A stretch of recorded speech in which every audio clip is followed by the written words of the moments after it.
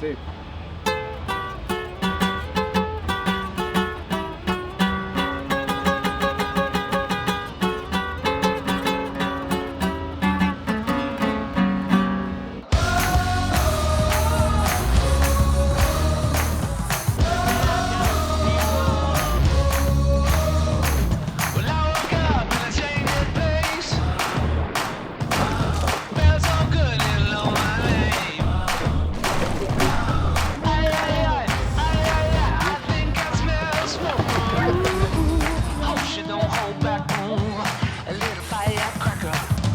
At the end of Baja California is Cabo San Lucas, Mexico, where nothing is predictable, but amazing is 100% guaranteed.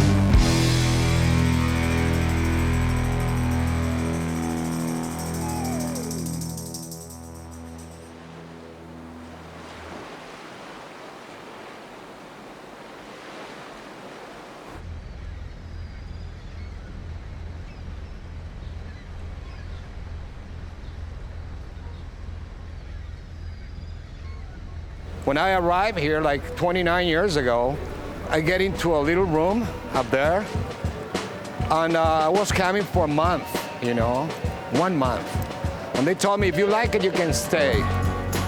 Jorge Tellez came to Cabo San Lucas 3 decades ago for a job interview. He never left. It was the first place that I can touch the sand with my foot, I walked through the beach, and like about 5 yards, I saw a whale right there, So I said, you know what? God is telling me something.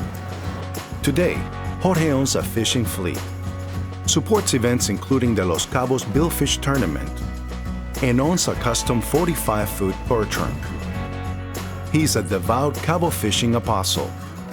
It's one of the best places in the world. You gotta come and see it with your eyes, because this is one of the best places. Nothing like this.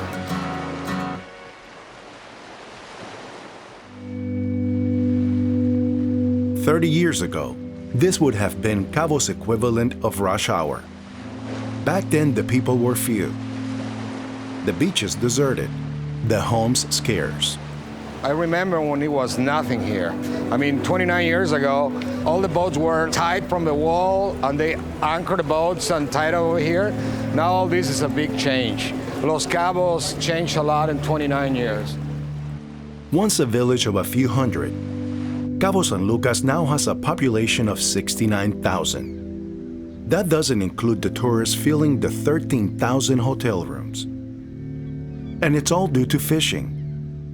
Commercial and recreational fishermen found it first.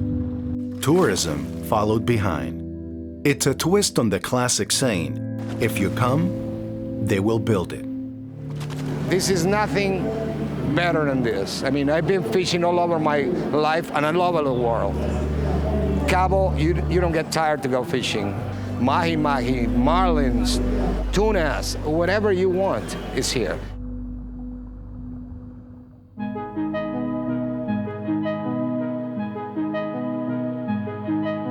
Cabo San Lucas sits at the southern tip of Mexico's Baja California Peninsula. It's a rocky cape at the intersection of the Pacific and the Gulf of California. The fishing is extraordinary and accessible. Only a few yards off the beach, the ocean bottom drops to 1,200 feet. That means offshore species cruising just beyond the surf. The drop-off also creates a brutal shoreline, breaking 8 to 10 on the beach. Yeah, we take a few steps back too.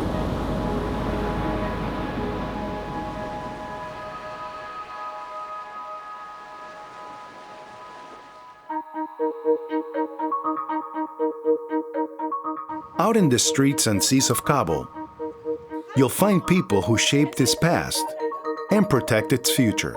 That's a huge job to try to preserve the Pacific Ocean and the Sea of Cortez. Yeah, I think we've done a lot.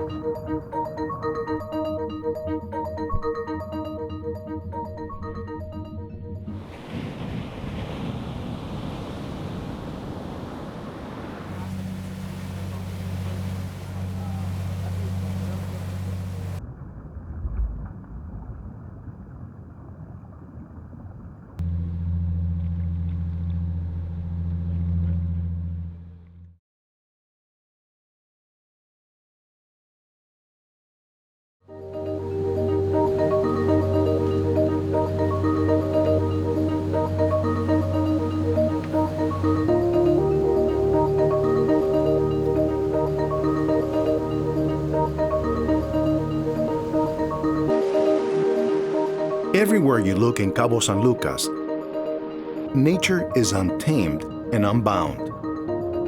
The whale sharks of neighboring La Paz, the seals of the Sea of Cortez. We are merely visitors in their home. Sometimes nature crosses into our world. Take for instance Poncho, the marina's resident sea lion. It's like the classic saying, the best way to make friends is with mackerel.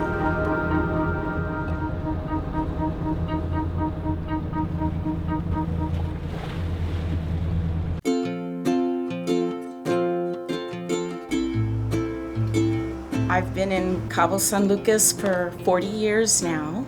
What I do here is everything for the fishermen. Whether it's for lures, swivels, tips on what's biting, or just a beer from the cooler, Minerva's is more than a tackle shop.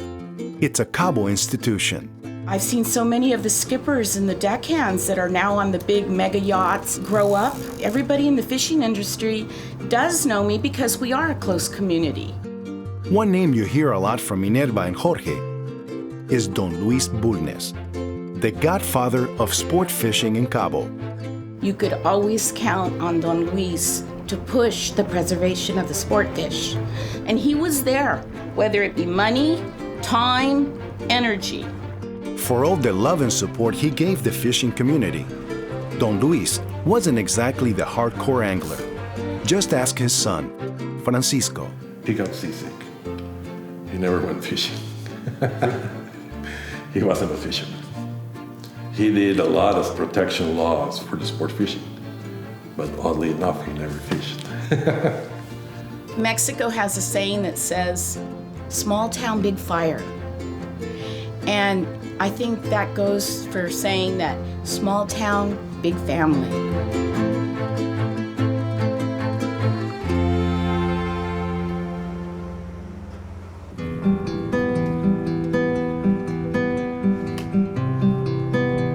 At 6 a.m., the crew gathers on Jorge's boat, the Don Luis.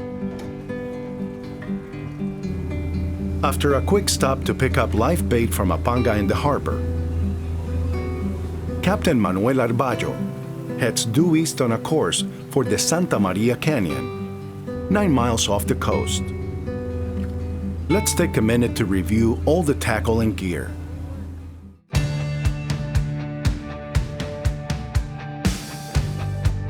Simrad's handheld VHF radio has integrated GPS, crisp audio, and features like plotting and navigation modes. For rough, rugged, leak-proof, and long-lasting, it's Yeti and nothing else. Penn has the best in heavy tackle for offshore success. Costa has been making sunglasses specifically for the saltwater angler for 30 years. A custom fiberglass replica by King Sailfish release mounts captures your trophy catch down to the finest detail.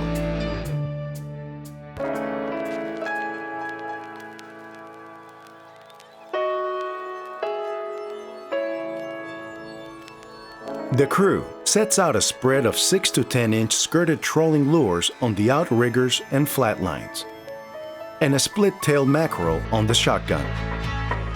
the billfish aren't biting. But Dip Don Luis doesn't get blanked either.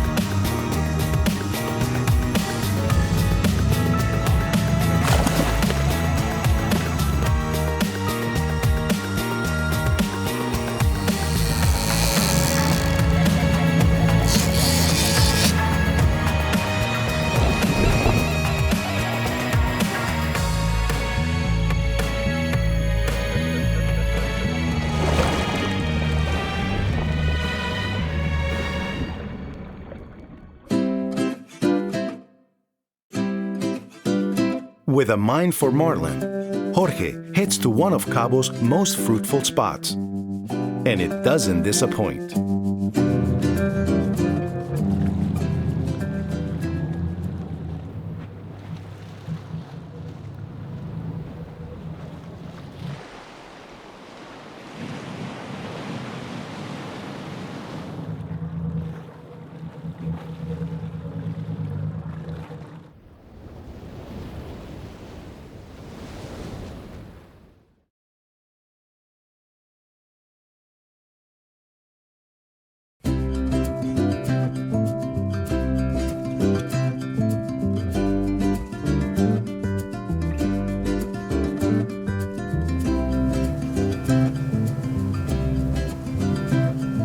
Word on the docks is that the fish are feeding at the 45 spot, a short 6-mile run from El Arco, Cabo's most famous landmark. Here, the bottom rises up from a 600-foot deep ledge. Jorge and his close friend Senator Luis Coppola take turns on the rod.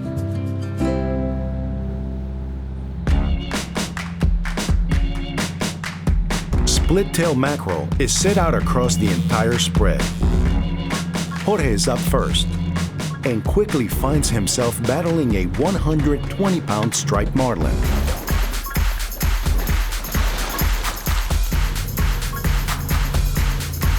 Good job.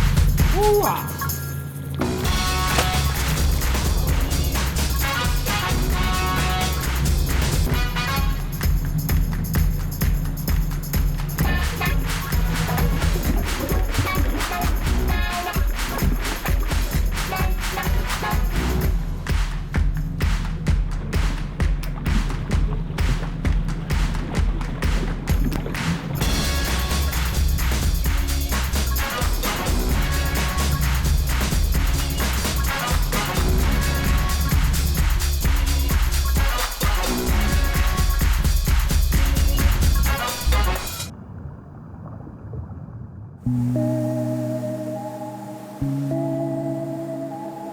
A couple striped marlin and a few dolphin is a nice start.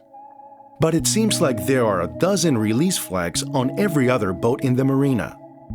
There's more work to be done.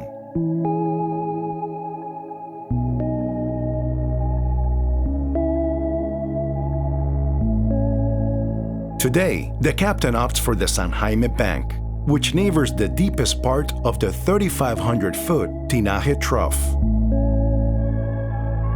The San Jaime features 3 seamounts rising to within 150 feet of the surface, a popular spot for baitfish, which makes it popular with predators as well.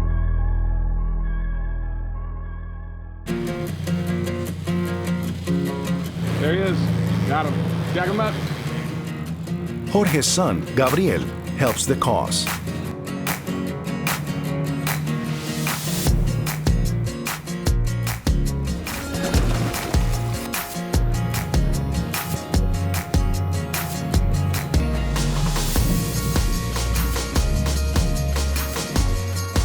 One by one, the deckhand leaders the fish, then makes a clean release. In Cabo, catch and release is a long-time tradition. Catch and release was born here. It was born here. And IGFA had a presence even when there weren't very many sport fishing boats. The education has really spread out. You see many boats that say, we only release. It's pretty hard to release a nickel fish, a 500-pound fish, because you want to see your picture up there, but there are people that do it. And there are captains and deckhands that say, let's release him. We'll catch him another day.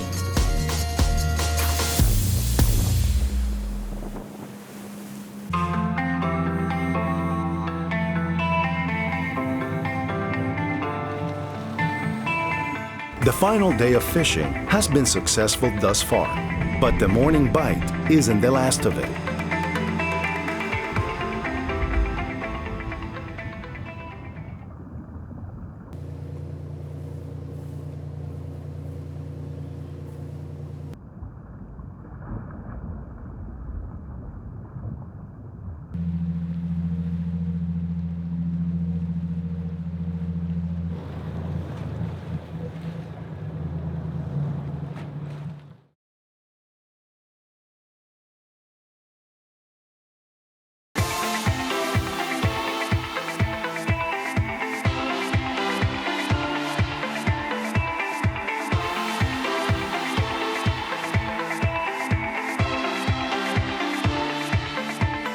Out at the San Jaime Bank, the morning concludes with 3 striped marlin releases, but the afternoon has more in store. The Pacific sailfish. Look at that tattered dorsal. There must be a lot of miles on that mainsail. Not surprising for this highly migratory species.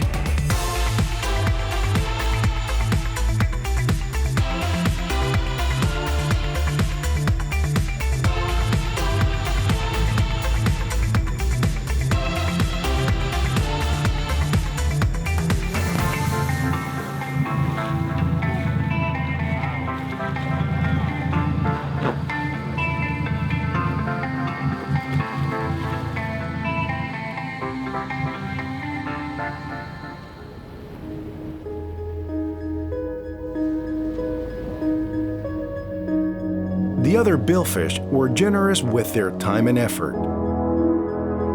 But this striped marlin, this is the moment anglers come for. This is the story other people tell about you. The cockpit is packed with cameras and gawkers as the star puts on a show.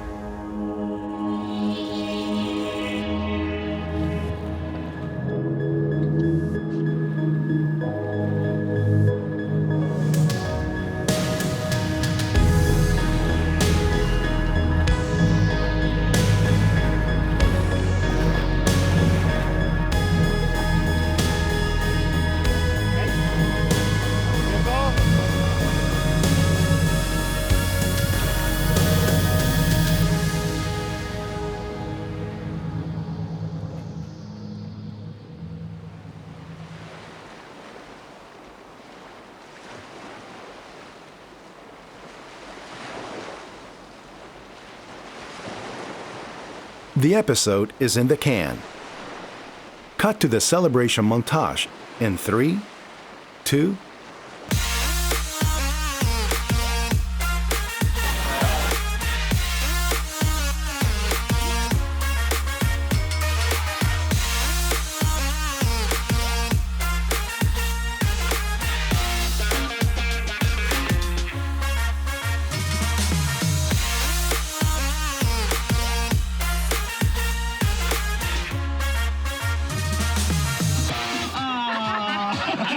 Thank you.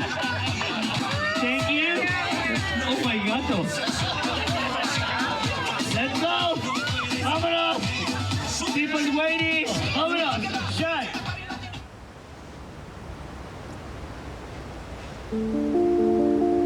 Don't let the flash fool you. Underneath it all, Cabo San Lucas is now what it's always been. The little village on the desert peninsula. The last bit of land in one of the smallest states in Mexico. The end of the world is one hell of a place.